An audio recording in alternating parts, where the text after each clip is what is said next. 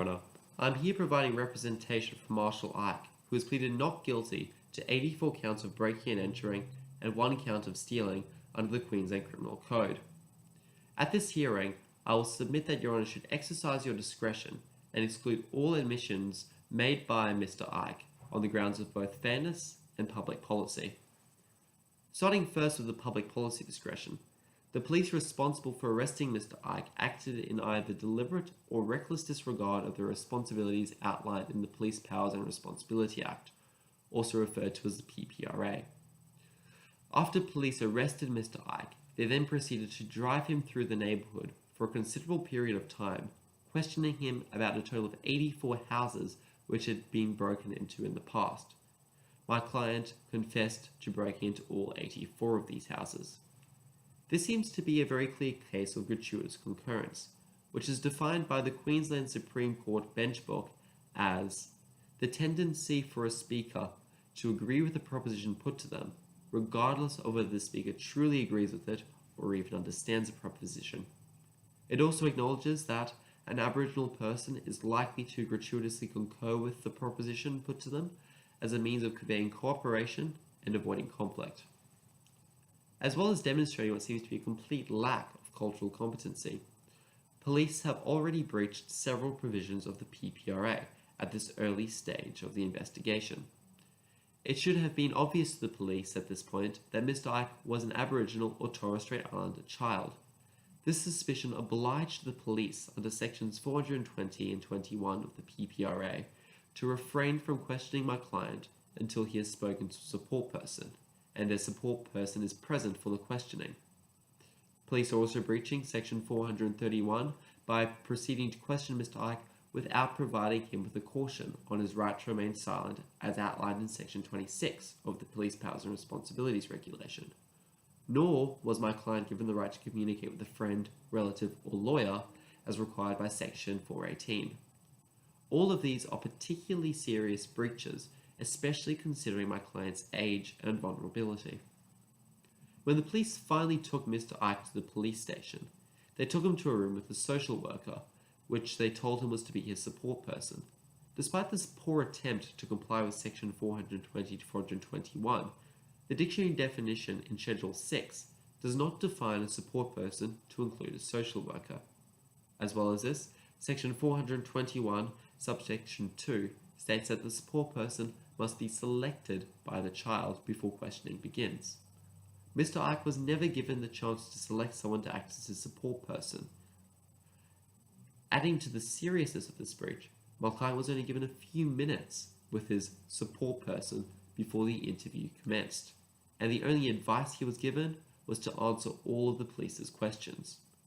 This advice runs counter to my client's right to silence, which is protected under section 397 of the PPRA. At no point had Mr. Ike been cautioned and advised about his right to silence or been allowed to communicate with anyone outside the police station.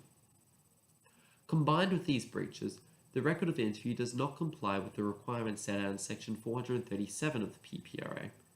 Firstly, the record was not read back to Mr. Ike, and secondly, he was not given an opportunity to point out any mistakes in the written record. The cogency and value of this record is further undermined by the fact that large portions of it are listed as inaudible. Although this may still be submitted under section 439, section 439 also states that the evidence may only be submitted if it is in the interest of justice to do so. And considering the police conduct on this issue, I would argue that that is not the case. It is also important to note that my client was not informed that a representative of a legal aid would be notified. And in fact, the police did not attempt to notify any representative of a legal aid organisation, breaching section 420, subsection 2 of the PPRA.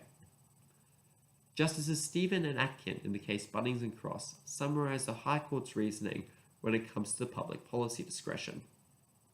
The factors to look at when the evidence is essential to the Crown case are whether it was a genuine mistake on behalf of the police, the cogency of the evidence looking to be excluded, whether the breach was a genuine response to pressing circumstances, the seriousness of the allegations levelled against the accused, and whether it was a specific breach of the PPRA.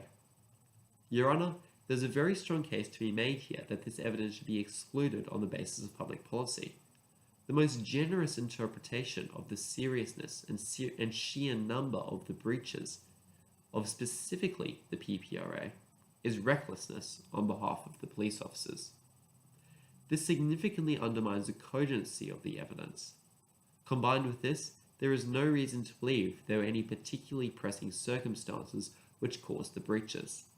And the gravity of the charges against Mr. Ike are not very serious, particularly in comparison to offences which endanger the life and well-being of members of our community. These facts fulfill the requirements for this evidence to be excluded under this discretion. Even if Your Honour is not convinced that this evidence should be excluded on the basis of public policy grounds, then I would submit that it should be excluded because the evidence is more prejudicial than it is probative.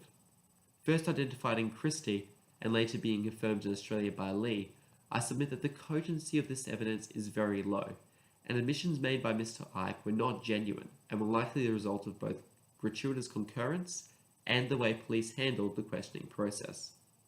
Yet despite this lack of reliability, it is likely to have a substantial prejudicial effect on Mr. Ike. This low probative value fulfills the requirement set out in Hasler that the discretion can only be used in cases where the evidence is of low probative value. For these reasons, it is submitted that all admissions made by Marshall to the police should be excluded from evidence. Thank you, Your Honour.